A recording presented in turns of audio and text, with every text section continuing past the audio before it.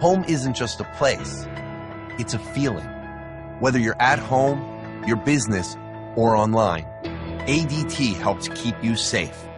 With security systems, home automation, alarms, and surveillance, so you can feel at home, wherever you are. Go to ADT.com to get that feeling. ADT. Home. Safe home.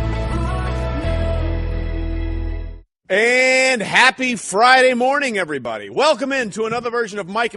I'll forget it. It's Golic and Wingo. Yeah, Welcome in. How are we? Trey Wingo with Mike Golic. Was that a little too early? No. All right, we're good. Technically, as you can see if you're watching, it's Mike and Mike, but really in person. I'm not going to do the thing and do a pen or anything. Yeah, right like there. that. Cross it up now. It's Golic and Wingo. We're glad you're with us. Happy Friday. Weekend's here almost. Woohoo. Hope you're off to a great start to your morning. By the way, you and I are going to fight today. Trey and I are going to fight. Not physically. Yeah. I mean, Trey wouldn't be that dumb. I'm not that stupid. No, but we are going to go at it for something that I think is absolutely spot on. And I think it's absolutely wrong. Yeah, and it's a critical issue. It is a that the world is facing. It has to do with sports. Yes. That right there is a tease. Yeah, we'll probably be doing this for about an hour and a half. Yeah, we will. So there you go. I'd say about the last 15 minutes of the show, we'll jump into that topic. So if you're driving around at 6, make sure you're still driving around at 9:30. Hope you have a long commute. Exactly. If you're stuck in traffic, this is the show for you. This is the time you're going to say, yes, I'm stuck in traffic. It's going to be awesome. We are on ESPN Radio at ESPN2, presented by Progressive Insurance, and all phone guests appear on the Shell Pennzoil Performance Line, and those guests today will include Peter King, Bomani Jones, and Brian Billick of NFL Network. We got a lot to get to, a lot of football to discuss, some NBA news, all that kind of stuff. So let's get it going, Mike, with Off the Top. And we start with baseball, much to Hembo's delight. Giancarlo Stanton, 2 more home runs Thursday for his 10th multi-home run game this season, one shy of the single-season Major League record. Yeah, the most ever by a player as far as multi-home run games since Albert Pujols in 2009. Only 2 players have ever had more in a season. Sammy Sosa had 11 multi-game home runs games in 1998, and Hank Greenberg, no relation to Greeny, in 1938. So he's got the 59. He has said he regards 61 as the true record of Roger Maris. Right. The baseball record books disagree. It will be 73, so he's not going to threaten that. But he's got 3 games to get 2 to tie what he thinks is a record. 3 more, all home against Atlanta, all rookie pitchers for Atlanta this time around. He's at 12 home runs off rookie pitchers this year. What do you think? 2 more home runs? I think it's certainly possible. 1 to get to 60. He would be, the 8th different person to get to 6 different player in baseball history to hit 60 home runs. Babe Ruth, Roger Maris, Mark McGwire did it 2 times, Sammy Sosa did it 3 times, and Barry Bonds. So 6th player to get to 60. I think he'll do that. 3 games, 1 dinger to get to 60. Yeah. That would just be great to see. All right, so now that you brought up the subject, what do you consider to be the record? 73 is a record. Yeah. I mean, that's just so. To think that the PED era is the only era of cheating in baseball is ridiculous. Now, there are different forms of cheating. Correct. And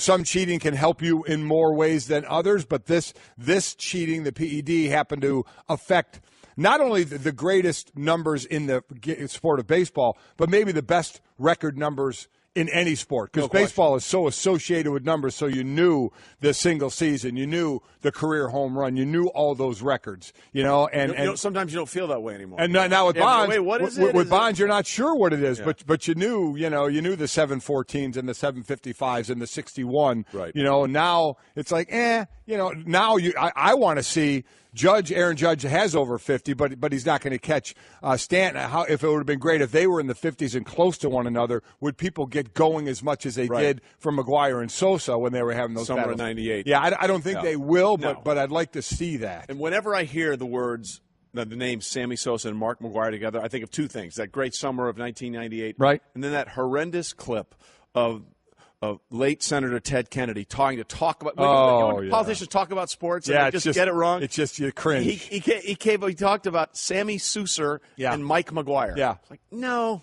Yeah. Missed on both of those. It'd be like us sitting on CNN breaking down some That would sort be of bad. politics when would be bad. they try and break down sports. That would be good. bad. Yeah. All right, so we continue with Off the top. sticking with baseball. Again, Hembo wrote off the top today. He did. Yeah, he the did. final playoff spot, second and a wild card, and final division up for grabs, AL East, can each be decided. Friday, Rockies can clinch the second wild card in the NL with a win against the Dodgers and a Brewers loss against the Cardinals. And, of course, the Red Sox can clinch the AL East even before they play the Yankees. If the Yankees lose to the Blue Jays. And Hembo, with Stanton, he's not going to win NL MVP, right? He's not the favorite, but he certainly could. Nolan Arenado is likely to win that award. Yeah, I think so. And so we'll see. We'll see if the Rockies can clinch that second wild card spot again with that win against the Dodgers and the Brewers' loss against the Cardinals. So we're setting everything up for the big one-game wild card next week. Well, it is interesting. You know, baseball's done this second wild card to make the last weekend exciting. Right. And it's pretty much taken all the excitement out of it this week because it's all going to be decided. It's all going to be decided. Yeah, we were hoping for that American League 7-way tie for the last wild card spot, just to see what the algorithms would say. What would they do? Yeah. How would it play out? So that's baseball. And thankfully, we're moving on to something else. Off the top. Wow. Team Hembo, though. Team Hembo for life. My ride or die. Here we go. Fifth-ranked USC carries a 13-game winning streak into Friday's Pac-12 showdown at number 16 Washington State. The last time the Trojans lost was also the last time they played on a Friday night. Just saying, September 23rd, 2016 at Utah. Yeah, the Washington State's going to be looking to do something they haven't done before, beat a top-5 USC team. Washington State is 0-12 in such games and has been outscored by an average of 25 points per game. Only one of those 12 games were decided by fewer than 10 points. A lot of people like SC, Trey, this year to make it into the Final Four. Right now, 4-0, but the defense has given up over 20 points in all four of those games. A little worrisome there. Sam Darnold, the presumptive number one pick probably, has made some bad decisions at times. You still like He's still young, I like the way he throws the ball. He, Rosen, Allen, the guy, all the quarterbacks that we're talking about, Mason Rudolph as well. Lamar Jackson, he's up on the big boards now as well. But with Darnold seeming to be that number one guy, so you really obviously are breaking all these guys down. And some of the decision-making has been questionable, but I do like him. A lot of people liked USC. It has been a little surprising the points they've given up in each game. Well, it is interesting when you talk about those quarterbacks. Every one of those quarterbacks has had that game so far this season where you go, yeah, but. Yeah. Yep. So, look, all these kids are so young. Yes, they are. And you hear these things, oh, he's going to be this, he's going to be that, and you forget that they're literally kids out there still, and there's a lot of maturing on the field and off the field that they still have to go through. You know, this could be one of the greatest quarterback drafts coming up in April that we've had in a long, lot of people time. projecting that. We've got 2 rookie quarterbacks starting right now, possibly a third. We'll get to that in a minute. We'll get to that, in a sec. But it's interesting because everybody has had some hiccups already, and you're just waiting to see who looks the steadiest throughout the entire season. Off the top. We roll on with Off the Top, and this is interesting. The NBA's Board of Governors voted Thursday to pass legislation on draft lottery reform and guidelines for resting healthy players in the regular season. This, according to Wojo. The biggest portion of the lottery reform is redistribution of the odds for the top overall pick. The teams, when they were talking about this, we brought it up. Teams with the 3 worst records will all have the same chance at getting the top overall pick, as opposed to how it was. The current system, the worst team had a 25% chance of getting the top pick. The second worst team, 19.9, and third worst, 15.6. Now they all have a 14% chance.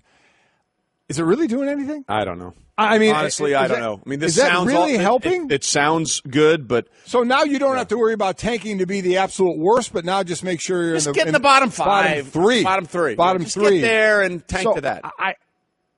I don't really know if this is serving a purpose. I'll be honest with you. And as far as finding teams, Stern did that. David Stern has already done that, did he not?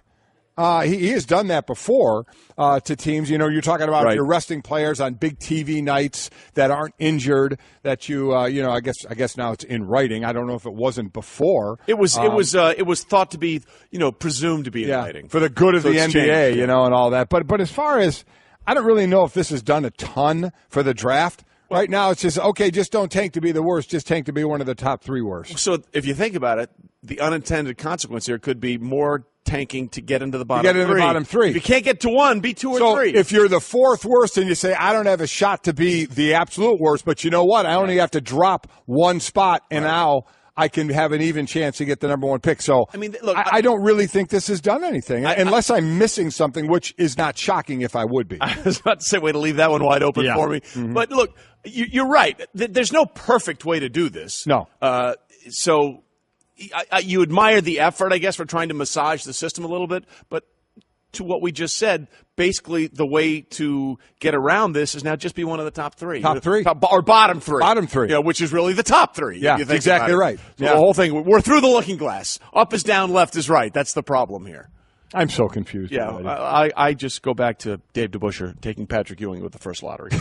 We continue with Off the top. All right, in the great sport of golf. Oh, God. One of the greatest things that's ever happened to hit a ball with a crooked stick into a gopher hole, as the late Robin Williams once said in a great rant ever on golf. If you haven't ever looked at it, YouTube it. The U.S. jumped out to a 3.5 to 1.5 lead at day 1 of the President's Cup. The U.S. has never lost the event when leading after the first day 7-0. Louis Oosthuizen and Brandon Grace are the only international team that got an actual point, as it's 3.5 to 1.5. So, and I love the stat about we win if we're up. The U.S. We've won almost all these anyway. I mean, this has really not been 98 the last time the internet. Is that true? The last time they won, I believe. Sure, it's not that long ago, but it might be. I think that's what we had said yesterday. I'd forgotten because we were talking about golf, which is, that's going to come up later. We'll get into this later. Yes, we will. We're not doing this now. We're beefing. We are, but we're going to finish up. Yeah. Off the top. The Packers beat the Bears on Thursday night to take a 95-94 with 6 ties lead in the all-time series. Green Bay's first series lead since, wait for this, 1933. That's just it's crazy. When you were hoping for we got a good game last Thursday, at least if you were an offensive player. If you were in defensive meetings, you didn't. What was it, 41-39 last week? So you were kind of hoping for that here, a Thursday night game. The Bears, while obviously underdogged and should be in this game, had played well against Atlanta in that loss on opening day, had beaten Pittsburgh in overtime. So you hoped they would come and come to the table a little more here. Man. From play 1, their first play, the sack fumble and 2 interceptions. Their one play, and then they were down 14-0 after their one play. It was absolutely ugly. And, we'll obviously talk about the game, but certainly there was a pall over the stadium when it was at Davante Adams. Took that hit by Danny Trevathan in the third quarter that left him. I mean, you could tell. Something can be bad on the field when players immediately look to the sideline and start waving people in. And they ended up taking Adams off in a stretcher. He was moving all his extremities, so that was the great news. So we'll certainly find out more and more. But we'll get into this game. But that was a part of it. Really, it's a reality check of the game. And I know there's a lot of talk of the game and head injuries and things like that. But when I was playing, there was a lot more of that, Trey, where guys weren't moving on the field and we're getting taken off in stretchers and ended up with paralysis. And it is an alarming thing to look at. We're dealing with the head injuries now that can affect people later in life. This is the immediate effect if you see somebody laying there, not moving for a time and going, oh, my God. Yeah. And then after everything is done and they're stretchered off the field, you have to go play. Yeah. You have to go back on the field and play. This is the immediacy of why you hear so many players when we're talking about protecting the head now. The receivers are still saying, hit me in the head instead of the knee. Yeah. The knee, I'm laying there on the turf with my knee blown out and I know I'm out for a year. I'd rather take the hit up high. And as we're finding out more and more, as we keep gathering that information of obviously the damning side of that. But players also live in the moment of the immediacy of laying there with something blown out, knowing you're going to be out for a year, or a guy laying on the field motionless and everybody frantically, looking at the sidelines, telling people to get in here to look at him. That was a scary, scary moment last night. Oh, look, there's no question. And that was Mike and Mike presented by Progressive Insurance. You could save hundreds on your car, business, or recreational vehicle insurance from a local independent agent. Go to Progressive.com today. Now that's Progressive.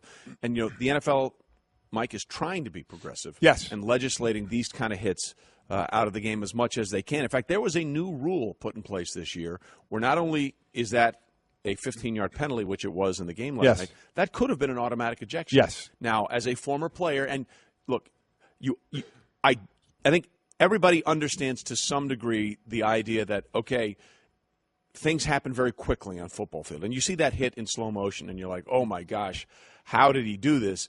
Then you see it in real time. And, look, Davante Adams, his momentum had stopped. Yeah. And he was sort of being held up there. And then at the last second, he sinks a little bit, and Trevathan is coming in. I'm not excusing the hit. I want to be clear about that. Right. I'm not excusing the hit.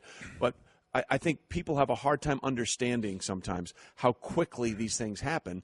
And one guy moves 1 inch lower 1 second, and there's almost nothing you can do. So I guess the question to you is, as a former defensive player in the NFL, knowing the rule as it's currently written right now, do you think that would have been worthy of an ejection? Here's my answer to that, and I guess I would go to and here's what I don't know. In college with the targeting rule, they're allowed to go to replay. They make the call, and then they actually go to replay and look at it, right, and then call targeting or not. And, I don't like that rule. I don't like them tossing guys, especially for some. You can see the apparent, oh, yeah, that's worthy of the targeting rule, and you can see others where you're just like, come on, there's no way that was the intention. What about that? So this is what I don't know. First off, I'll say about the ejection. I don't know in the NFL. Here's how the rule reads. During the offseason, the NFL Competition Committee announced that certain illegal hits previously punishable by a 15-yard penalty will be subject to immediate ejection and or suspension on first offense. What I don't know, and this is going into my answer, Trey, is can they review that? Because you heard from the pool reporter who talked to the official last night saying, I didn't see enough evidence during the play to call it egregious enough to throw him out. So I don't know if they can look at it. I honestly do not know the answer to that question. So if we can find that out, if you can go to replay, then you may see it and say, okay, I'm going to toss him. But if he can't go to replay, it's very difficult because you just said it and you're right. We got to see that in slow motion 100 times already. But you're seeing it when you're seeing it for the first time as a bang-bang play and then trying to make the assertion that it was egregious enough to throw him out. That's a little more difficult. So I don't know if they can, if you can't have replay on that, I can see why they did not throw him out. And listen, he's going to get fined and possibly suspended for this. The thing he did, and let me also say, this is another improvement in the game that they're making. As long as taking the launching out and the headshot, sometimes I say it goes too far at times, but that's what they have to. That's where they felt they had to go, and players had to adjust to it. So they're trying to do that. This type of hit, Trey, when I was playing, you salivated for a hit like this. A guy stopped and a sitting duck. Yeah. You came in there and you tried to destroy him. This was the mentality that we played with. So in that case, are there going to be those that say, hey, man, this is football. You're not down yet. You can get hit by anybody. You can, as hard as you want. And that's what we did. We tried to destroy they're hard enough to hit when they're running where guys have always moving. Now he's held up by two teammates. You come in and you try and absolutely drill. I'm telling you how it was, and I'm telling you guys dropped their helmets then, and they tried to destroy a guy. Wow. So where we are now with that, I'm glad Danny Trevathan, while he put his arms out, he dropped his head down. He did drop his head down, and he went head to head on basically a stationary guy with the ball who had the ball. That was a bad hit, and I can see getting that hit out of a game. Yeah. You can go in and hit the guy as hard as you want with your shoulder and such. I believe in getting the head out of the game. I do. As we gather information, and we're still doing that, one thing we know, repeated hits to the head, even in practice or the game, at the end of the day is not going to be great for you, as we're learning more and more of. So we're trying to take the head out of tackling, heads up football at youth league, the way the Seattle Seahawks, do their tackling more of a rugby style. Keep your head out of the action. So in this case, that's what you need to do. You can come in and get that shot. You still can. That shouldn't be outlawed. No. I mean, the whistle hadn't blown. The whistle doesn't blow. You can get hit. Okay? Now it's how you get hit. And don't ask a player to hold up on a hit because somebody else may come and wipe him out. If the whistle doesn't blow, man, you got to keep playing. But there are ways to keep playing. And right now, and dropping your head and drilling someone like that is that's something that's going to need to continue to try to be put out of this game. Well, see what you hit. That's what everyone wants to try and say. And look, the other thing, whether or not he could have been ejected from the game, the next thing, he could be suspended for the next game. Right. That's the way the rule goes. That hit will be reviewed in deciding when he's going to get fined for that hit. He's going to get fined for sure. I think he has a pretty good chance of being suspended for the next game, which would be the Monday night game against the Minnesota Vikings. We'll see. So I don't think they can review the play. So if they can't review it, then I can understand them not throwing him out. Right, but the tensions were high on the field after that hit. Obviously, because, like you said, you're a Packers teammate, you see your teammate laid out on the field like that, and there were some people that thought some of the Bears defenders were celebrating that hit a little too much. Martellus Bennett had some choice words after the game, as did quarterback Aaron Rodgers.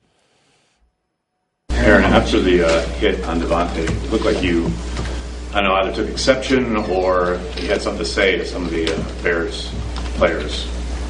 What was going on? I don't like anybody celebrating when a guy gets carted off the field. That's kind of the message I was conveying to them. All right. First thing I have to say is I don't think anybody was doing a dance and celebrating when he was getting carted off the field. So let's not get out of context there, Aaron. That's what I'll say first. When you get a big hit on the field, it gets celebrated. Because you don't know immediately. Now, from the Packers side of it, they were calling in people right away. But that was a big hit, and that was being celebrated. As soon as guys saw what was going on, listen, they calmed down. When the medical staff was running out, do we see anybody jumping up and down? If you get a chance to watch it. Anybody on the Bears? When that medical staff is running on, do we see any Bears celebrating at that point? No. But that initial hit, you don't know the guy is hurt that bad. So you hit the guy, and you get up and you feel you got a good hit, and you celebrate that, and that jacks everybody up. But I didn't see anybody there celebrating when they saw the medical staff running on and him getting checked out. So there's a line there. And certainly, Aaron Rodgers, he gave the thought there that I don't like anybody cheering when someone's getting carted off the field. Not a damn person was cheering or jumping up and down when Davante Adams was actually getting stretchered off the field. So let's not give the wrong impression here. Because, listen, I don't want to see anybody carted off the field, but it's also a big hit in a game that at the point before you knew it was flagged, it was a hit, and the emotion is like, yeah, what a big hit, and everybody's, oh, man, that was a great hit. And then you see a guy laying there, and you're like, okay, all right, we got to make sure this guy is all right. But you could understand how Aaron would feel differently because all he sees is his teammate laid out, and he sees somebody celebrating. Not saying, and I'm with you. Yeah, I think his reaction is normal. I agree. The reaction on the defensive of a big hit is normal, and the reaction of a guy laying there and his teammates is normal as well. I did that with Jeff Hostetler. I had Hostetler on the chin. He didn't, and I got up and I was celebrating a hit, and he was laying there. I didn't know he was laying there at first. You're a horrible person. Next thing you know, the old lineman's starting to fight with me, because the guy's laying there. And listen, once he's laying there, I'm like, okay, I'm not celebrating anymore. Right. And and luckily he moved everything. As they had to cart him off the field, but he was moving everything because people always ask me, how do you feel about that? I said, listen, knowing he was moving everything and Davante Adams was moving as well, that at least from that standpoint, it makes you breathe a little bit of a sigh of relief. Home isn't just a place, it's a feeling that you're safe to enjoy the things that matter most. ADT lets you take that feeling with you. Whether you're at home, your business, or online, we help keep you safe. With security systems, home automation, alarms, and surveillance, so you can feel at home wherever you are. Go to ADT.com to get that feeling for less than $1 a day.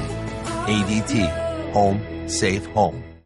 Okay, keep your eyes closed. Okay. I want to show you my first ever painting. All right. Okay.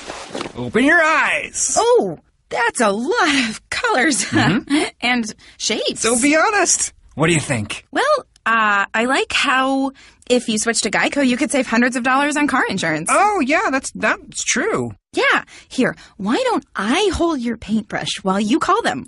Geico, because saving 15% or more on car insurance is always a great answer. All right, we roll on Golic and Wingo, sort of, kind of, maybe. Yeah. In the future. Time for Straight Talk, brought to you by Straight Talk Wireless, best phones, best networks, no contracts. And, Mike, the Straight Talk in Chicago this morning is it time for Mitchell Trubisky? Yeah, that is the talk. So the first play of the game, you had the fumble. The first play of the game. First play of the game, fumble. Glennon, did he hold on to the ball too long? Yes. You have Clay Matthews, who was rushing from the side that Glennon was from Glennon's right side. you have awareness that he was there? Next thing you know, Clay Matthews knocks the ball up, becomes the all-time sack leader in the Green Bay Packers. And first play, it's a fumble for the Bears. Couple of interceptions. The second fumble, I'm not blaming him. He gave, the snap went into his shins a little bit. There was a little bit of an issue between the guard telling the center when to snap and the leg kick of the quarterback. Either way, it was a fumble. 2 interceptions, overthrows on Glennon without question. As I forgot who it was, talking about the thing with Glennon and when you go to Trubisky. And to me, the main thing is going to end up being turnovers because Trubisky. Well, he had 4 of them in the game. Well, I'm not counting the snap that went into his shins as his fault. 3. Yes, you can count it as his fault because he's so freakishly tall. If he were a normal-sized quarterback, that would not have been a problem. So it is his fault because he's a giraffe. There you go. It was Herm Edwards who said, I can get a rookie quarterback to come in and turn the ball over. but I know what he's saying, so why not have the rookie quarterback in there learning with reps? He'll turn the ball over some. Well, Glennon's turning the ball over some, so what's the difference at this point? Glennon ended up throwing for over 200 yards, but he had those 2 interceptions. He had, 22 of 33 or something, or right in that area. 21 of 33, 21 of 218 yards. 1 touchdown, sacked 3 times, 2 interceptions. Yeah. So it's the turnovers that eventually, and certainly the way the season is going, to where you say, okay, when do we make this move? As far as I'm concerned, I think you're kind of there. I think the off-target throws and interceptions where Glennon is near the top of the league pretty much says just what Herm said. My rookie quarterback can come in and do that. And then he can learn along the way. I understand quarterbacks sitting and what they can learn by watching. I get it. And then there's a point where you say, okay, now we need to get on the field. I'm not sitting here saying Mitch Trubisky is ready, 100% ready just to go step on the field. But if the coaching staff thinks that he can get enough of the game plan, is doing well enough in practice and recognitions because he's not getting a ton of reps as the number 2 quarterback. Number 1 gets the bulk of the reps. Do you make that move? And now what you have? A little extra time. 10 days. You got a home game. But here's the question. That next home game will be a Monday night game. Yeah. And look, it probably shouldn't matter, but sometimes it does. At some point, you have to stop worrying about – because I'm with you. Yeah. What defense are they playing? How much time do you have to prepare? Is it a highlighted game? I get all that. Yeah. At some point, you just got to say, you know what? Go play. It's time to do it. Yeah. We're confident in what we're seeing out of you in practice, in the film room, in walkthroughs. So now what are we getting out of the guy we have out there? Well, we're turning the ball over in bad ways at times. So I think we're about there, and I would not be shocked if the move was made, and I would have no problem right now if the move was made. John Fox obviously was asked about that after the game, and this is exactly what he had to say. We evaluate every day, so it's not going to be a new novelty. It's just that obviously we have to fix some things on our football team. Right now we're 1-3 to start the season. So not just the quarterback. Everybody just wants to talk about the quarterback. We got more issues than quarterback. Oh, that's true. That may be true, but the biggest issue is almost as big as the logo on John Fox's sweater. Was that the biggest logo you've ever seen? I do like it, though. It was huge. Yeah, it was huge. I do like it, though. But he's right. I mean, you're 1-3. You have bigger issues than just the quarterback. But again, as Herm Edwards said, when he made his switch from Vinny to, I think it was Vinny to Chad, was it not? It was, I can change the left tackle. I can change, the defensive tackle or a cornerback. But changing the quarterback is what's going to look like we're trying to go in a different direction here, the guy that can have the most influence on the game.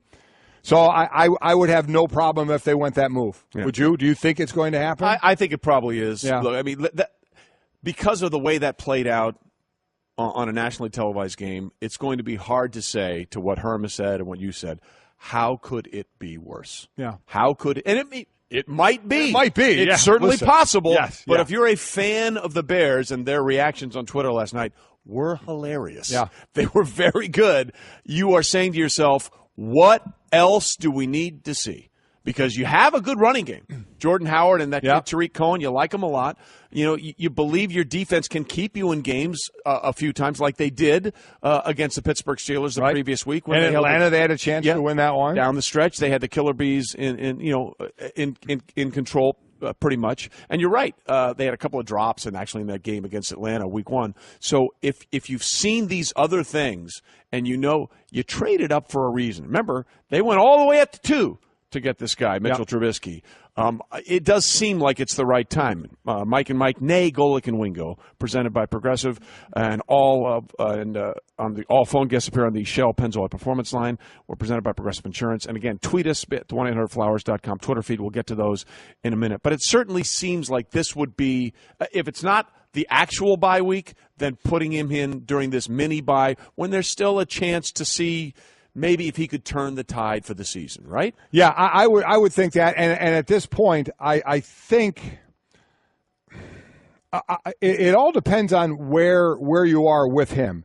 And so, again, they host the Minnesota Vikings, as you said, and Minnesota's got a good defense. We understand that.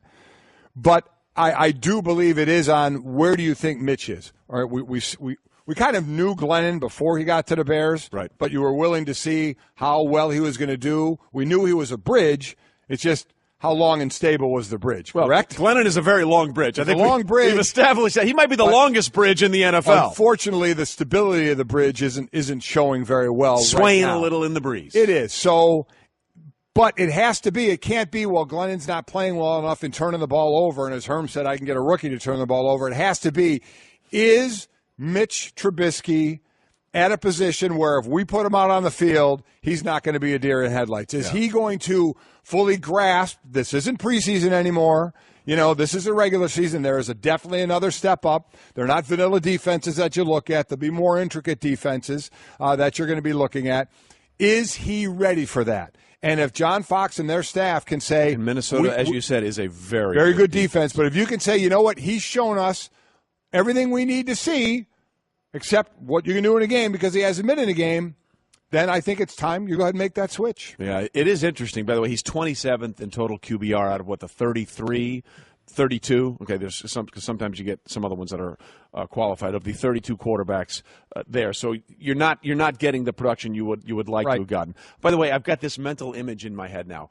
When you said bridge, all I can think of, and then I said swaying in the breeze. Have you seen that footage of the first ever suspension bridge ever built? And and it's just going back and forth. Like, I'm not driving across that thing. It's kind of the bridge we have right now. That's kind of the bridge they've got in Chicago. Kind of swaying. It's there, but it's moving way too much left and right. If it's a windy day in the Windy City, that's going to be trouble. No, that's not the bridge you're looking for. Sort of quote my good friend Teddy Bruschi. All right, coming up, I'll tell you why you can no longer trust the Brits for anything. Oh, no. And we have an answer on the new NFL rule. And you and I are going to fight. Yes, we are. We're going to fight. All right. That's next. We roll on, Golic and Wingo, sort of, on this Friday morning. Glad you're with us. We got a lot of Straight Talk for you. Straight Talk Wireless, nationwide coverage on America's largest and most dependable 4G LTE networks. And we're going to take some straight talk, and we're going to have some straight issues. We are. We're going to do that in a second. I want a couple of tweets about, go ahead. About the hit before we yell at Do one what another. you must. About the hit last night that Danny Trevathan had on Davante Adams, that had a stretcher had to come in. Medical staff came out right away. He was moving all his extremities, and there is a rule this year that if the referee feels there is an egregious hit, catastrophic, on a play, I think is the word, catastrophic, that they can eject the player immediately from the game. Every time I see it, the one thing is you cannot review it, much like in college where you can review the targeting call and really break down the play and decide if you're going to throw out the player or not. You can't in the NFL. It's not reviewable. It has to be seen in normal speed and right away. And the official last night, according to the pool reporter, said, you know what, I didn't have enough info on that or to see that if it was egregious enough. We can all see it in slow motion, whether to throw him out of the game. And about that hit, you know, the way I had talked about, Joe says mockingly to me, way to stand up for the defensive players. Maybe the Bear player didn't intend to hit him in the head. It's a full-speed game. I get that. It has nothing to do. Unfortunately, he hit him in the head. The bottom line is Danny Trevathan dropped his head and led with his helmet. Right. That's the issue. Yep. That's the whole issue, whether he hit the guy in the head or not. You got to stop. Dropping your head. As I was playing it before, guys unfortunately were becoming, paralyzed for that or had spinal injuries, and now we're seeing more and more with the head injuries. You got to stop dropping your head and leading with your head, and that's what he did. Yep.